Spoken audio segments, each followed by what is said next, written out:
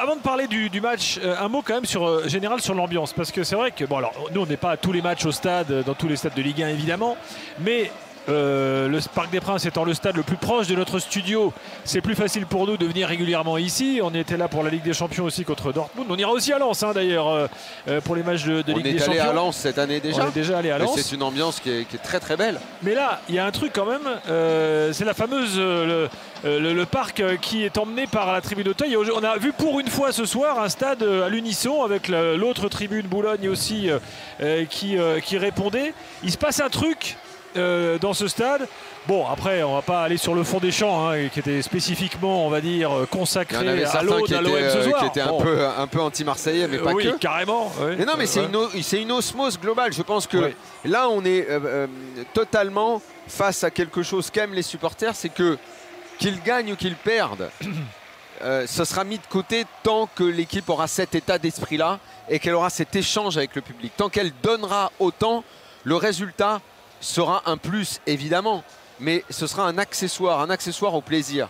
Ce qu'un public veut et ce que les supporters veulent dans tous les stades, vous pouvez demander à tous les groupes ultras du monde, c'est que l'équipe qui entre sur le terrain, elle fasse le maximum. Après, si elle est organisée, si elle pratique un beau football, évidemment que tout ça c'est bien, évidemment qu'on regardera le budget, la façon dont l'argent est dépensé, si les joueurs sont là, mais à partir du moment où on voit que l'équipe fait le maximum, que tout le monde est ensemble, que l'entraîneur, les joueurs... Quand même. Là, on est en train de rappeler des béabas du football de très haut niveau. Qui n'existait plus. C'est rentrer sur un terrain, faire le maximum. Voilà, t'es payé pour ça. Sauf qu'au Parc des Princes, ça n'existait plus. Non, tu avais des prestations solo, tu avais des matchs avec des joueurs... Non, moi, j'insiste sur un point que tu as relevé tout à l'heure, c'est que c'est pas une émotion fabriquée. On va pas vers les supporters, on fait 3 applaudissements, on rentre au vestiaire. On sent vraiment, bon c'est normal, hein, c'est le match que tous les supporters attendent. Ils l'ont fait déjà ils le gagnent 4-0, ils l'ont survolé, ils ont été dans un état de grâce absolue. Colomoni a marqué son premier but, Gonzalo Ramos a marqué ses premiers buts. Bref, tout a été comme dans un rêve. Mais c'est vrai que on sent que c'est des émotions partagées. Et ça, c'est rare. C'est fini au rugby, Julien, entre le Pays de Galles et l'Australie. Et un dernier essai gallois pour sceller l'humiliation australienne. 40-6, score final pour le Pays de Galles qualifié pour les quarts de finale. L'Australie ne passera pas la phase de poule de cette Coupe du Monde. C'est une première dans son histoire pour les doubles champions du monde. On a vu le visage noir d'Eddie Jones, le sélectionneur qui a été sifflé à chaque apparition sur le grand écran du stade. L'Australie qui organise la prochaine Coupe du Monde a du boulot pour reconstruire son équipe nationale. Le Pays de Galles exulte, qualifié. Donc victoire 40-6 face à l'Australie. C'est la plus grosse victoire du Pays de Galles face à l'Australie. Donc dans cette poule, c'est Pays de Galles et Fidji qualifiés alors, c'est ça hein? Oui, alors il resterait une micro possibilité si les Fidji perdent ces 2 derniers matchs sans point de bonus. Enfin bref, ça n'arrivera pas. Mais ce sera donc Pays de Galles et Fidji, ouais, exactement. Merci Julien. 32-16 supporters parisiens, on vous attend. Démarrons par les choix de départ de Luis Enrique. Parce que là, il a balancé la purée. Hein. Il a mis. C'était. 4-2-4. Tout pour l'attaque. 4-2-4. Il s'était peut-être imaginé que l'OM allait camper le bus devant. Exactement. Je pense est-ce qu'il a anticipé le fait que l'OM refuse le jeu et soit à 5, voire parfois à 6 et quand derrière. tu décides comme ça, je ne vais peut-être pas parler de l'OM maintenant, mais. Vous voulez qu'on parle de l'OM un peu maintenant, Gilbert? Non, quand tu décides d'avoir leur stratégie, démarrons sur le PSG, il y a des éléments d'Enrique cruciaux qui manquent là quand même. Mais parlons du PSG. Parce que tout à l'heure on prendra le temps du coup franc, parce qu'on va beaucoup parler du mur de Paul Lopez, de Paul Lopez lui-même, mais le coup franc d'Hakimi, c'est un pur chef-d'œuvre. Il débloque droitier dans cette position-là. Il l'a déjà fait. Il l'a déjà fait avec le Maroc. Avec le Maroc, il en avait déjà marqué un ou deux comme ça. On rappelle qu'il était au PSG interdit de tirer un coup franc, puisqu'il y avait Neymar et Messi. Donc le PSG a un nouveau tireur de coup franc. C'est une situation qui a permis de débloquer le match. On a parlé du PSG qui est venu en 4-2-4, peut-être anticipant l'autobus marseillais. Mais c'est jamais simple de jouer contre un autobus. Et les Parisiens tournaient en plus avec un Mbappé qui était diminué, qui a fini par sortir. On a senti qu'il était diminué. Le jeu ne prenait pas de vitesse. Paris n'arrivait pas à donner de la vitesse. Et d'ailleurs, les 2 premiers buts sont venus.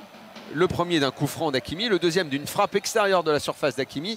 Et c'est ça qui a d'abord permis de débloquer la situation et d'asseoir déjà rapidement la victoire du PSG. Le reste n'a été que du supplément, démontrant un contrôle absolu et total sur ce match. Mais c'est là qu'on voit que quand un bloc, et c'est ce qu'on disait, forcément on y a pensé parce qu'à chaque fois que Luis Enrique, en plus en face, je ne sais pas pourquoi j'y ai pensé un moment, s'il y avait Unai, évidemment l'Espagne-Maroc va rester un peu un match un peu pavillon témoin des blocs qui s'affrontent comme ça. C'est pas simple, c'est pas simple, c'est pas simple. Et à l'époque, à chaque fois, on dit mais pourquoi les mecs frappent pas de loin? Pourquoi il n'y a pas de solution pour frapper de loin? Un coup franc a débloqué la situation et une frappe de loin d'Hakimi a été à la base du deuxième but. Est-ce que c'est un schéma qui est amené à durer, à votre avis? Est-ce que là, c'était juste un one-shot pour ce soir? Il n'y a pas beaucoup d'équipes qui jouent comme a voulu jouer l'OM ce soir. Il n'y a plus beaucoup d'équipes qui font ça. Non, mais c'est une tactique qui avait été assez payante jusque-là face au Paris Saint-Germain, de jouer assez bas. Après, il faut d'autres arguments que jouer bas. Il n'y en a pas beaucoup. Nice avait eu une possession aussi.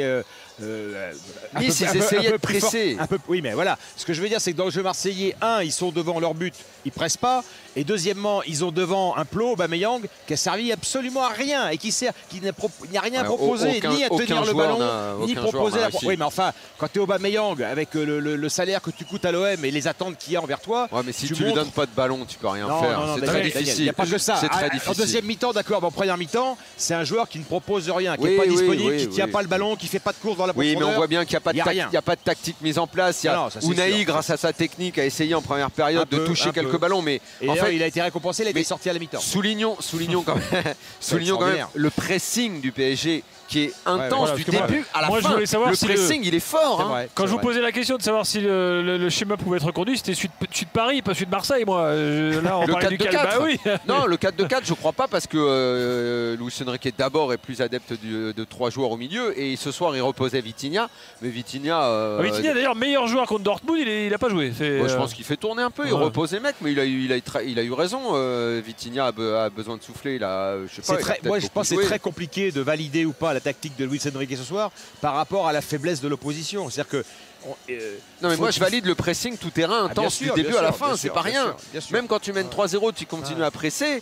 Moi je trouve que ça, il faut le souligner. Cette équipe presse tout le temps. Elle veut récupérer le ballon tout le temps. Alors que l'adversaire soit faible, pas faible, de toute façon, c'est ce qu'ils veulent faire. Plus le niveau s'élèvera, notamment en Ligue des Champions, je pense que ne serait-ce que le match à Newcastle déjà donnera un aperçu.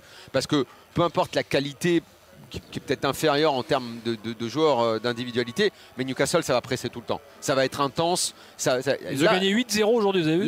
Non, mais là, il va y avoir forcément un vrai combat de volonté de se presser les uns les autres. Donc là, on va voir. Là, les espaces vont être réduits. Là, ça va envoyer contre Newcastle. Luc est avec nous. Luc, supporter parisien, bonsoir.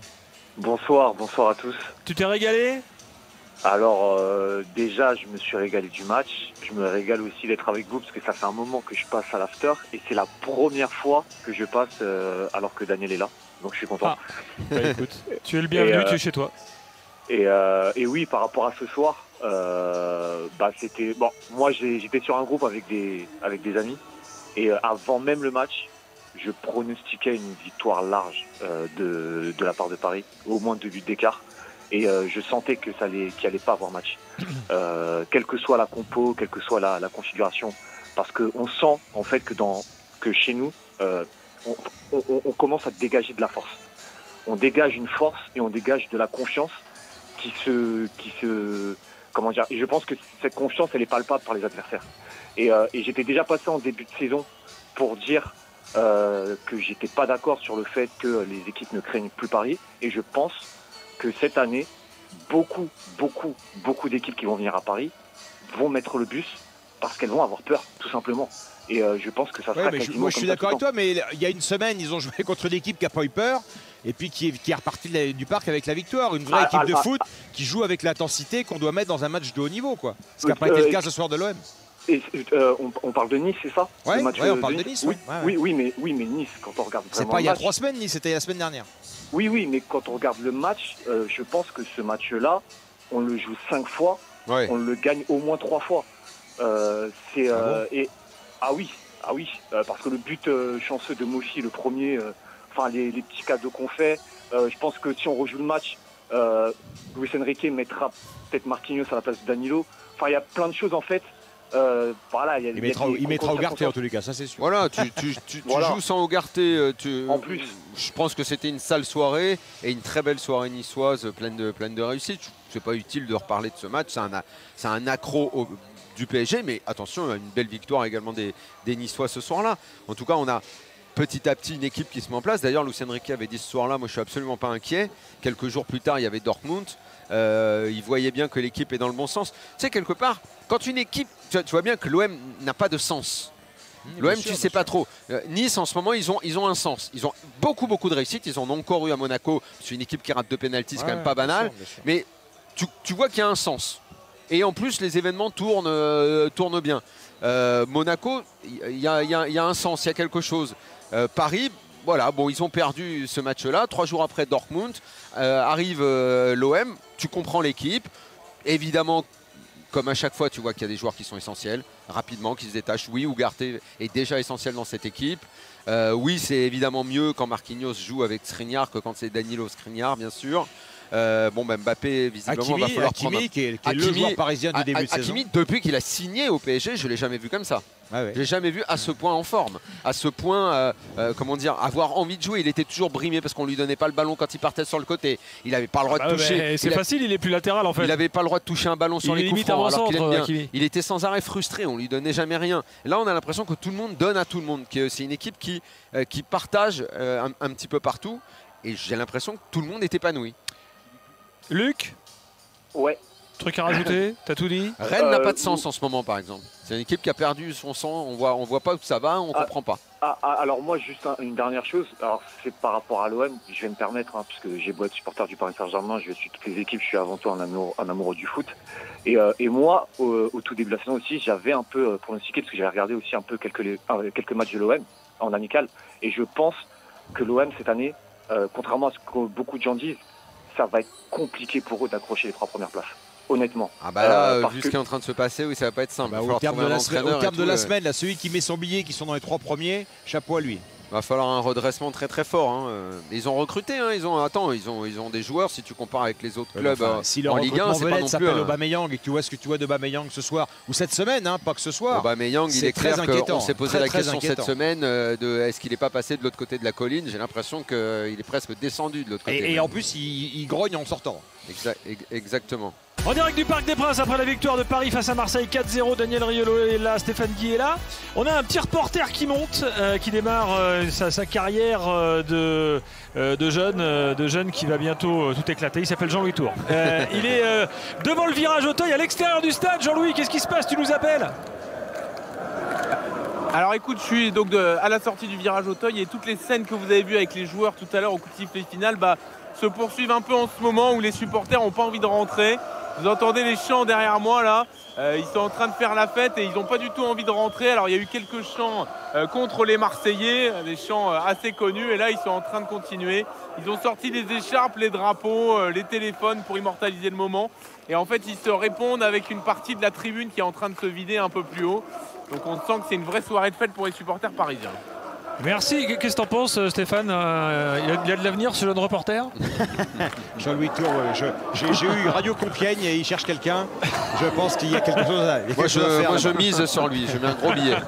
Merci Jean-Louis. Et à demain soir dans Rotten sans flamme à 18h. Donc oui, mais c'est intéressant en fait, parce que ce que nous raconte Jean-Louis là. Juste un breaking news, si je peux me permettre, parce que j'ai écouté la réaction de Luis Enrique au micro de nos amis d'Amazon Prime, et il a confirmé que pour Mbappé il n'y avait rien de méchant, rien de grave, c'est juste une douleur suite au coup et qu'il n'y avait rien d'inquiétant. Il y a un truc quand même là dans la réaction des supporters à l'extérieur, à l'intérieur du stade ce soir, c'était quand même un PSG-OM. Bon, sur le terrain, évidemment les PSG-OM de l'époque où les deux clubs étaient ultra dominants, étaient souvent très tendus, bagarre sur le terrain, on va pas remonter à Dimeco, Ginola et tout. On a l'impression qu'autant sur le terrain c'est devenu un match très déséquilibré, mais les supporters du Parc des Princes n'ont pas oublié que c'était PSG-OM quand même.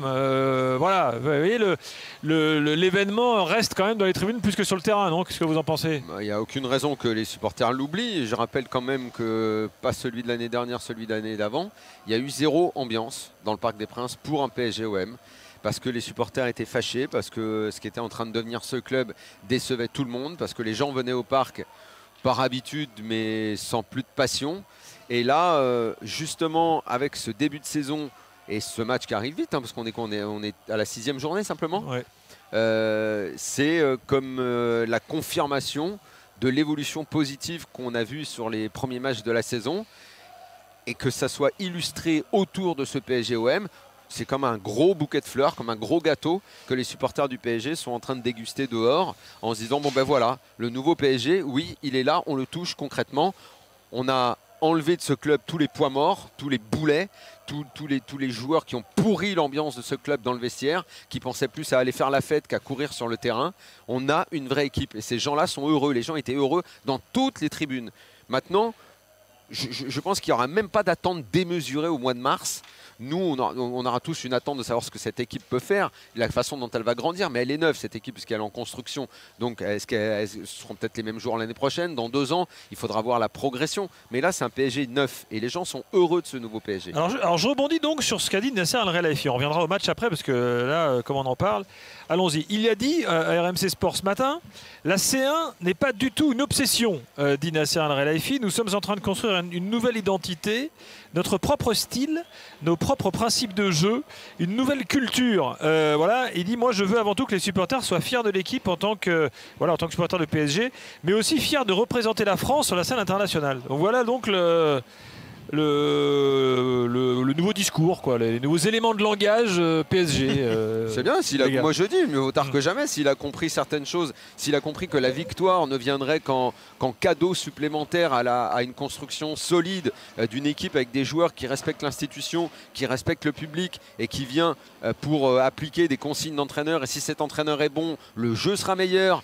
Le spectacle sera plus intéressant et les résultats viendront récompenser tout ça. S'il a compris que c'était comme ça qu'on dirigeait un club de foot et non pas en achetant telle star pour vendre 1000 maillots et pour proposer un spectacle qui n'est fait que de jonglerie et de pitrerie, de bouffons qui sont heureusement partis de ce club, tant mieux, je dis tant mieux, n'a sert plus à rien si tu sers à quelque chose. Voilà, bravo. Voilà. L'inventeur du concept Nasser à rien valide, Stéphane? Non, pas du tout. Non, moi ça me fait rire. Les interviews de Nasser, ça me fait toujours marrer.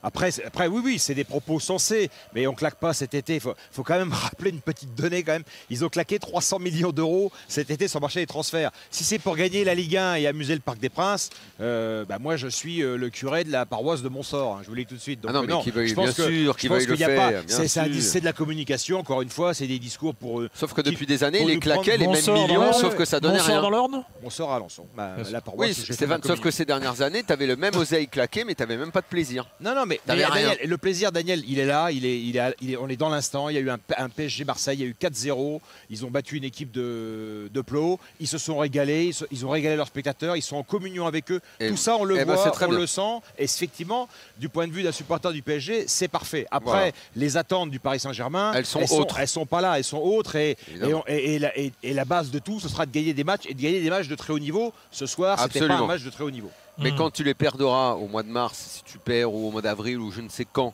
mais que tu as le sentiment que l'équipe a perdu parce que l'autre est plus fort et que l'autre a également les mêmes millions et qu'il est plus fort que toi et que toi t'as donné, oui, mais Daniel, tu seras content. Sauf que tu bâtis si pas tu n'as pas été perdre les matchs. Ça pour les gagner. Tu recrutes pas Luis Enrique, vainqueur de la Ligue des Champions, secteur de l'Espagne, pour être champion de France. Sauf que comme tu peux pas gagner, comme c'est pas écrit à l'avance, c'est pas écrit à l'avance, ce qui comptera, c'est comment tu as perdu, si tu as perdu. Et si tu as gagné, c'est mieux. C'est une rhétorique assez particulière dans laquelle j'ai du mal à rentrer. Donc ça veut dire que tu n'as pas le droit de perdre au foot? Non, mais moi je pense qu'on n'en est pas à parler de perdre.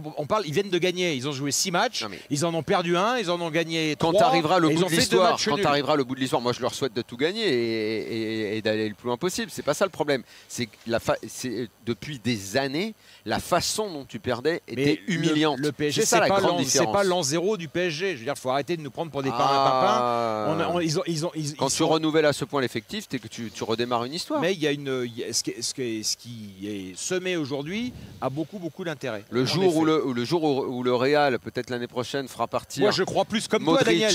Kroos, Benzema est parti, Ramos était parti il y a 2 ans. Ce sera une sorte d'an zéro pour le Real. Ils vont repartir avec un nouveau cycle. Là, tu es reparti avec un nouveau cycle. Mais vas-y, Stéphane. Comme le Barça l'année dernière. Je partage ça. Je suis d'accord avec toi. Je ne sais plus ce que je voulais dire, mais c'est pas grave. Bon, tiens, je rajoute une petite info de Nasser Al-Khelaifi, c'est assez marrant. Il dit justement, j'étais avec Nike pour le nouveau maillot 2025-2026. C'est qu'on est déjà sur les maillots 2025-2026, hein, dans 2 ans. Il a annoncé le HTR, non? Attends. Et la première chose que j'ai dit, c'est mais où est le drapeau français? parce que lorsque nous jouons la Ligue des Champions, les matchs internationaux, nous voulons tous que les Français soient fiers. Bon, c'est pas très dans la tradition de chez nous. Il dit ça 2 jours pour avoir joué un match avec un maillot bidon contre Dortmund en Ligue des Champions. Non, mais alors, il faut arrêter de... Ah, Stéphane, c'est pas trop dans notre tradition de mettre un drapeau français sur les maillots. Et vrai. 2, Nasser Al-Khelaifi devient plus français que les Français en fait au final. Tant mieux. Ça peut lui faire que du bien. Ça. De toute façon, Stéphane, l'histoire des maillots, on en a parlé cette semaine. Même les grands clubs qui ne faisaient pas ces pitreries les font désormais. C'est terrible. Le maillot, le Bayern de Manchester, je ne sais pas si tu as vu les images. Bah voilà, bon, on en est là. Allez, revenons au match. Quelle couleur Bayern? Espèce de beige, de rouge. Oui. Manchester en vert. Ah oui, non. Manchester, ils jouent à l'extérieur, à la limite. Ils ont un... Mais bon, non, mais je suis... Louis est là au 32-16. Bonsoir Louis. Bonjour messieurs. Salut Louis. Louis, on est un peu sorti du match là. Hein. Oui, mais j'ai l'impression que ce match, c'est tout un symbole. C'est vraiment le parc retrouvé. Et quand je dis le parc, c'est pas que la tribune Auteuil. J'ai trouvé ça intéressant que Boulogne aussi lance des chants, que toute la tribune Paris se lève et exulte. Et petit point aussi, moi je suis tribune Paris et j'ai également vu un peu il y a moins de touristes, beaucoup moins de touristes. Et beaucoup plus de supporters. Si j'ai l'impression... tu sais pourquoi? Parce qu'un soir de PSG-OM quand même, les abonnés ils viennent. Et ceux qui sont abonnés pour voir le PSG, ils viennent quand même voir ce match-là. Mais les places se vendent beaucoup moins au marketplace. Forcément, il faut voir ce que Messi était capable d'attirer comme public de touristes. Donc évidemment qu'il y a beaucoup moins. Non, c'est clair. C'est clair. Sur la marketplace, on peut avoir plus de difficultés à vendre des matchs, mais au moins, les personnes qui m'entourent maintenant sont des vrais supporters et vraiment, il y a une communion avec cette équipe. Et je pense qu'il y a d'autant plus une communion qu'on voit des joueurs progresser. On voit des joueurs qui... s'épanouissent dans cette équipe et je pense notamment à Unai Emery qui pour moi à son âge fait un match mais oui absolument il ne fait que progresser. Le pari qui a été fait d'en faire un titulaire et de dire bon ben lui ça va réellement être le porte-drapeau du club et évidemment il y a la symbolique du mégaphone à la fin du match et tout. Je pense que Luis Enrique et tout le club veut lui faire confiance. C'est pour l'instant il la rend la confiance. Et vas-y Louis, vas-y. Sans être déjà dans l'évaluation du match, mais on a aussi Ugarte qui a pris une place mais de chef d'orchestre. Et vraiment, sur toutes les interventions d'Ugarte de grande classe, le stade se lève. C'est incroyable d'avoir autant d'émotions avec un milieu de terrain qui est un milieu de terrain récupérateur. Et il ne fait pas que ça, il oriente le jeu, il fait passe courte, passe longue. Il est capable, je l'ai vu 2-3 fois, orienter très long sur les côtés. C'est propre. La transversale sur Barcola, elle est lumineuse. Tout le monde la regarde et se dit mais comment il a l'idée de faire ça? Et ça me permet de parler de Barcola qui, pareil, fait une super donne beaucoup d'énergie sur son côté. J'aurais peut-être voulu voir un peu plus, justement, avec Hernandez, plus de combinaisons parce qu'on en a vu beaucoup côté Dembélé et Achraf. Mais il y a du potentiel. Et chaque joueur qui arrive dans cette équipe et qui apporte quelque chose et même à la sortie. Tiens Louis, bouge pas, je te coupe parce que Pancho Abardonado est en conférence de presse. Totalement à côté de ce match, s'il vous plaît. Parce qu'on a manqué totalement de caractère. Ensuite, il ne faut pas l'oublier que face à nous, il y avait une des meilleures équipes d'Europe, que j'ai déjà dit avant le match. Donc ça donnait un match comme cela. Oui. Voilà. Bon, il est direct. On écoute, c'est en direct la conférence de presse qu'on a vu à Amsterdam jeudi, du coach de l'OM. Même si c'était pas la même équipe en face comme vous voulez dire, il était totalement absent ce soir. Qu'est-ce qui s'est passé? Comment vous avez trouvé les joueurs à la mi-temps? Alors, il y a quelques paramètres qu'il faut prendre en compte. C'est qu'on est rentré vendredi matin à 5h d'Amsterdam. Donc on a eu une journée et demie de repos. C'est pas une excuse, c'est juste un constat. Ensuite, Paris a eu 4 jours de repos, en sachant déjà leur qualité, qui c'est une des meilleures équipes d'Europe. Mais avoir 2 jours de repos, ça nous aurait fait beaucoup de bien, pour recharger un peu plus les batteries. Donc ça peut donner un match comme cela. Je dis, c'est pas une excuse, c'est un constat. Oui. Bonjour coach, Fabrice Hawkins, RMC Sport. Est-ce que vous avez été surpris par la tactique proposée par votre confrère Luis Enrique, ce 4-4-2? Est-ce qu'il vous a vraiment gêné? A priori oui, mais est-ce que vous avez vraiment été surpris? Surpris non, parce qu'on s'est attendu un petit peu. On ne s'est pas prêt pour. On avait un plan de jeu qu'on a essayé de mettre en application, mais après le premier but sur ce coup franc-là, ça a un peu changé notre donne. Giovanni, vas-y. Bonsoir coach, Giovanni Castaldi, la chaîne minute, de l'équipe. Après la rencontre, Samuel Gigot a dit qu'ils n'ont pas joué le classique avec suffisamment d'envie. Est-ce que c'est un constat que vous partagez? Est-ce que vous êtes déçu ce soir de la prestation de vos joueurs? Bien sûr que je suis déçu du résultat, de l'engagement qu'on a pu mettre. J'attendais plus d'agressivité, dans le bon sens du terme, je le répète. Oui, je suis très déçu et un peu marqué ce soir. Voilà pour Abardonado, le coach intérimaire a priori de l'OM. On en reparlera tout à l'heure. Sur la fatigue, on ne peut pas lui donner tort. Les matchs du jeudi, c'est vrai que les équipes qui rejouent le dimanche ont toujours des difficultés. Ça c'est vrai.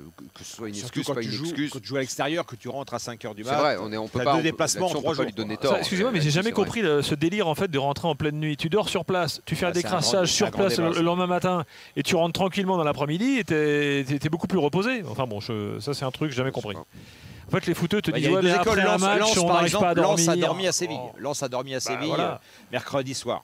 Ou alors ils pouvaient venir à Paris direct aussi, les Marseillais. Aussi. Ouais, la plupart des joueurs aiment bien rentrer chez eux. Ils ont fait un gros match à Amsterdam. Comme il l'a dit, c'est pas une excuse. Dans un contexte très compliqué, ils ont 2-3 excuses quand même, les Marseillais. Et Julien Brun, pendant le commentaire du match sur Amazon, Julien disait que c'était à l'heure de jeu à peu près, les stats physiques de l'OM étaient supérieures à celles du PSG ce soir.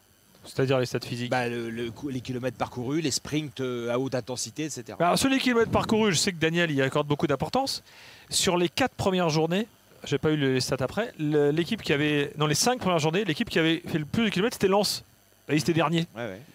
Oui, mais alors. Donc il peut y avoir quand même des fois, tu vois. Oui, mais tu vois bien le contenu des matchs de Lens. Lens, c'est pas une équipe qui passe à côté de ses matchs. Exactement. C'est une équipe qui est maladroite, c'est une équipe qui est pas en confiance, qui est en pleine perte de confiance. Voilà. On sentait, enfin, la semaine de Lens, je vais pas dire qu'on la sentait venir, mais on n'imaginait pas que la Lens allait continuer à tomber dans les profondeurs sans rien faire. Je suis absolument d'accord avec toi. Et d'ailleurs, on disait tout à l'heure, les équipes qui ont du sens et celles qui n'en ont pas. Lens, malgré les résultats, ils sont ils sont un petit peu remontés maintenant, mais Lens avait du sens. Ils gardaient le fil, exactement. Il gardait le fil de ce qu'il voulait faire. Manque de réussite, manque de confiance. On l'a vu à pratiquement tous les matchs. Et aujourd'hui, ça pouvait également mal tourner. Manque de talent aussi. Parce qu'ils sont allés la chercher à l'arracher, leur victoire. Elle est méritée. Elle vient au terme d'une semaine qui va peut-être leur redonner de la confiance. Lens va peut-être retrouver les résultats. Mais dans le jeu, dans ce qu'ils avaient envie de faire, Lens, ça continuait. Voilà, ça a continué à être cohérent, bien sûr. Bon, Louis, revenons à Paris. Louis est-il toujours parmi nous? Louis, tu es là? Oui, je suis toujours là. On t'a coupé, pardon, mais tu veux rajouter quelque chose? Louis le combien alors? Louis le 12e, Louis le 20e, Louis on est au 36e, Louis le 36e. Non, le numéro d'abonnés, je sais pas ça. Moi, je suis content maintenant de me dire qu'un match de Ligue 1, je peux vibrer. Voilà. Et que j'ai pas besoin d'attendre la Ligue des Champions pour avoir des émotions. Et comme ça a été dit par le président, effectivement, si en mars ça venait à se passer mal, j'ai envie de dire tout est pardonné à partir du moment où je me régale sur des matchs de ce type, que je vois des mecs se dépouiller sur le terrain et que j'ai envie de les soutenir, j'ai envie d'être le week-end prochain pour les voir jouer. Ce qui n'était pas le cas les dernières années, quoi. Et ce qu'on disait tout à l'heure du marketplace, il faut aussi dire qu'énormément de gens revendaient leur place parce qu'ils faisaient leur petit business et ils n'avaient plus envie de voir leur club, c'est tout. Ils n'avaient plus envie de voir leur équipe, ils étaient fâchés avec leur équipe. Et là maintenant, ils ont envie de venir. Comme tu dis, les supporters du PSG ont envie que la semaine passe vite pour revoir leur équipe jouer. Merci Louis. Merci à vous. Et à la semaine prochaine. On vient de voir Kylian Mbappé sur la pelouse du parc faire des photos, je ne sais pas avec qui c'était, avec des amis ou des sponsors, etc. Pas plus inquiet que ça. Il avait un grand sourire. Bon. Dans un instant, l'évaluation après ce match et puis l'OM, évidemment, au programme supporter marseillais. On vous attend au 32-16. L'OM qui conclut une semaine cataclysmique à tous les niveaux avec ce qui s'est passé en coulisses. Bon, peut-être pas en Ligue Europa parce qu'un point d'Amsterdam, c'est pas si mal, même si on verra la suite. Même si l'Ajax, c'est pas génial. Mais voilà, l'OM au programme et puis les autres matchs du jour.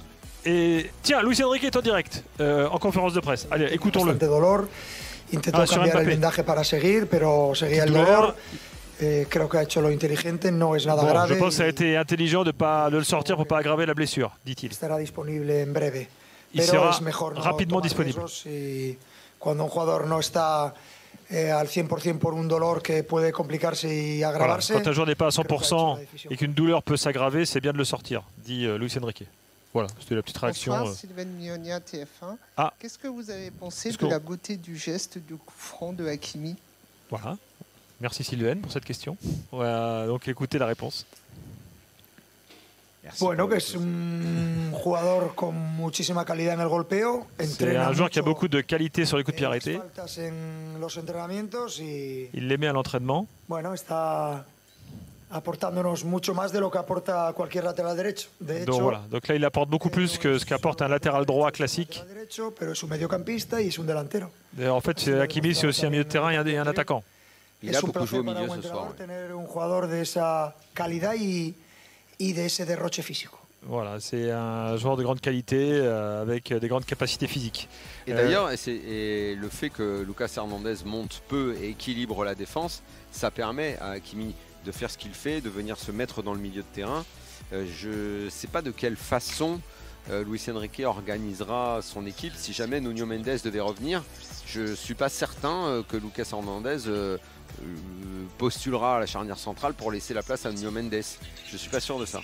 Mais là, ce qu'on voit clairement ce soir, c'est qu'avec le ballon, c'est un 3-3-4. C'est-à-dire qu'il y a un des latéraux qui y va et il passe à 3 derrière.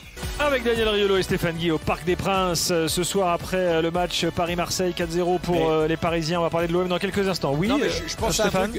Je repense à ce que j'ai pas dit tout à l'heure avec Daniel, mais je partage pleinement évidemment l'idée de Daniel de dire qu'il y a des bases à respecter avant d'espérer gagner des grands trophées dans le football et qu'il y a des étapes.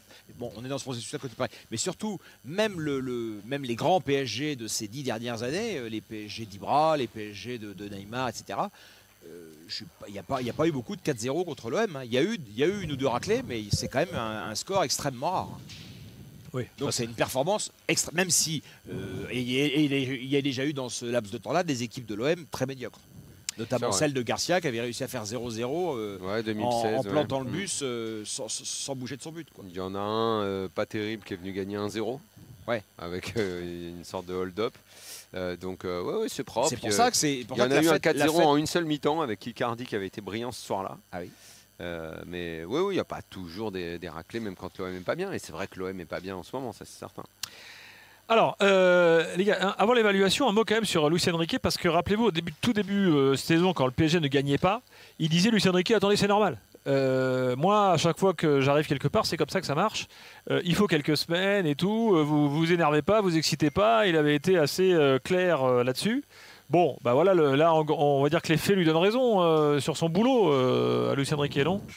Ce qui est sûr, en tout cas, quand on voit évoluer le PSG, on voit une équipe qui est façonnée par un entraîneur. Il n'y a aucun doute là-dessus. C'est une équipe qui développe un projet de jeu pensé par son coach. Après, les résultats, moi je rappelle, 6e journée, 3 victoires, 1 défaite, 2 matchs nuls.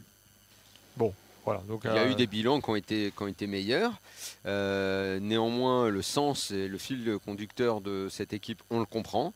À la limite, moi, que ce soit 3-3, 4, 4-2-4 ce soir, je m'en fous un peu. Ce qui est évident, ce qui saute aux yeux, c'est la volonté de récupérer le ballon le plus vite possible. C'est ce pressing très haut qui évite de beaucoup courir finalement. Ils doivent avoir une possession minimum à 70% ce soir, 75 ce soir. Dans le début de partie, je me demande si on n'a pas flirté avec les 90% tellement l'OM ne faisait que courir après. C'est ça, c'est un bloc très haut avec du début à la fin toujours cette même envie immédiatement de presser, d'aller même jusqu'au gardien, de serrer les lignes. Ça, clairement, c'est la patte Luis Enrique. C'est ce que veut faire Guardiola aussi. C'est ce que veulent faire énormément d'entraîneurs aujourd'hui. Ils n'y arrivent pas toujours parce que si tu fais ça et qu'en plus tu as beaucoup de qualité technique, dès que tu auras récupéré le ballon dans des petits espaces, tu vas pouvoir l'utiliser très très vite. On n'est pas dans un jeu de transition. Enfin, après, ça dépend d'où tu fais la transition. Mais immédiatement, ils récupèrent. Et hop, ils essayent de porter le danger. Et souvent, la récupération, la ligne de récup, elle est vraiment très haute du côté du PSG. Et ils sont quand même assez cliniques. Parce qu'il n'y a pas non plus, même ce soir, dans un match ils ont ultra dominé, il n'y a pas 15 occasions pour le PSG. Alors, quelques réactions de Luis Enrique, les gars. Là, sa conférence de presse était pendant la pub. Il dit on a fait le match le plus complet depuis que je suis arrivé. Ouais. Donc, ça tombe bien que ce soit contre Marseille, dit-il. C'était une grande soirée pour nous. Il dit par ailleurs, sur ce qu'on n'a pas entendu, il dit Zahir Emery, c'était un joueur qui n'a pas 17 ans, mais 37 ans. Il dit c'est une grande chance pour moi d'avoir un gars comme lui. Il est complet, très professionnel, humble et travailleur. Et il le fera progresser. Voilà. Il va le faire progresser. Il dit, sur le contenu, il dit on se rapproche d'une idée de domination. Quand on voit les joueurs connectés entre eux, que la victoire plaît aussi aux supporters, c'est un grand jour. Et puis, quoi d'autre? Oui, sur les choix offensifs, il dit l'objectif, c'est d'avoir 11 attaquants et 11 défenseurs. Bon, en gros, ça ne veut rien dire, mais enfin bon, il a dit ça. Voilà les règles de Luis Enrique. Bon, évaluation. Si, ça veut dire quelque chose, dans le sens où il dit 11 défenseurs, c'est 11...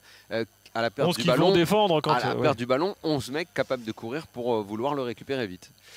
Évaluation, Daniel, tu avais mis Ugarte dans tes 3 points. Et juste d'ailleurs, en deuxième période, il y a un contre de l'OM, plutôt bien mené avec une grosse accélération de Engage, je crois. Et c'est sur un corner parisien à la base, et ils sont 7 Parisiens à être revenus sur 3 Marseillais. Ça, c'est des choses qu'on ne voyait absolument jamais à Paris.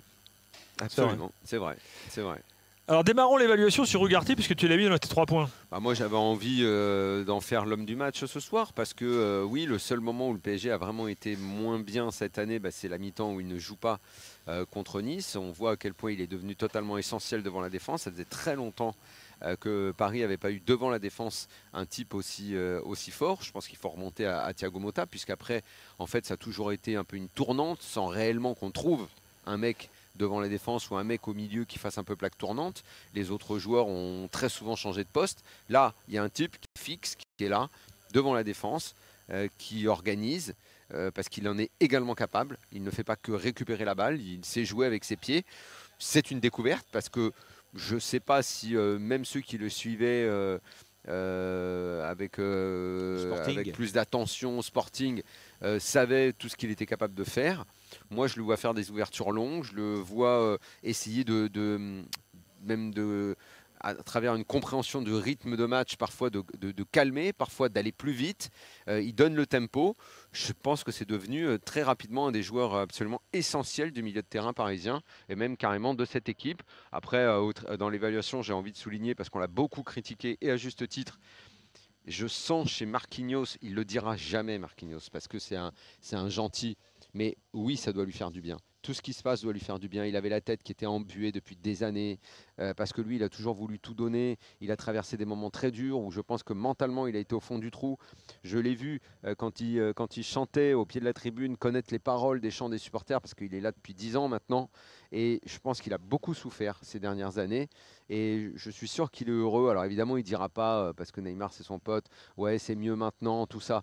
Mais je vois qu'il est heureux et il est en train de retrouver vraiment un super niveau. Oui, puis il peut se recadrer sur son travail. Exactement. Son métier premier. Voilà. Quoi. Il est peut-être moins dispersé qu'il n'a pu l'être à une époque. En tout cas, lui, moins perturbé effectivement par les mauvaises ondes de Bougival. Après, Hakimi, vous en avez parlé, on peut le citer aussi. Il a été très bon. De toute façon, tous ont été bons. Et Zahir Emery, bien sûr, également. Ugarte, homme du match, Stéphane, t'es d'accord ?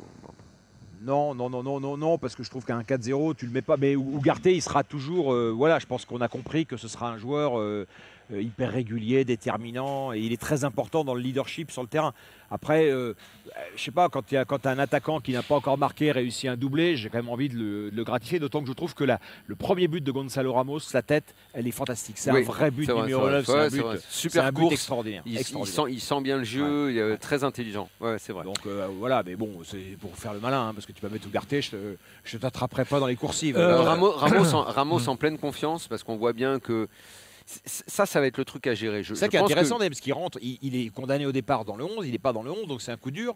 Et puis derrière, il rentre, il en claque 2. Donc je pense qu'il vient avec l'idée qu'il va être titulaire. Le club recrute Kolo Muani, même si les entraîneurs sont très bons, même si Luis Enrique est fort, il doit leur dire vous êtes tous des titulaires, vous êtes tous des machins. Néanmoins, le premier match contre Dortmund, on va dire gros match, c'est Ligue des Champions, c'est Kolo Muani qui est titulaire.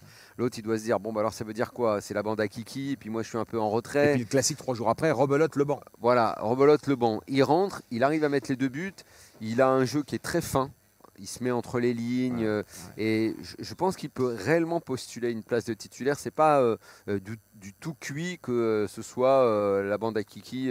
C'est pour ça, si tu veux, que moi, avec le discours, Kolo Muani et Dembélé qui accompagnent Mbappé. On rase les murs, on baisse la tête, j'y crois pas une seconde, parce que tu te rends compte du potentiel offensif de cette équipe quand tu as mais personne n'a dit qu'ils allaient raser les murs. Non, mais si on nous explique maintenant, on veut faire plaisir au public, ça c'est c'est très habile. Je pense que les communicants qui sont aujourd'hui autour de Nasser sont bien meilleurs que ceux qui l'étaient auparavant, parce que c'est effectivement un discours qui est beaucoup plus cohérent. Mais quand tu as les armes offensives qu'à Paris, quand tu vois que ce soir, là on n'a pas évoqué depuis le début le fait qu'ils ont joué une heure sans Mbappé, quoi. C'est impressionnant, impressionnant.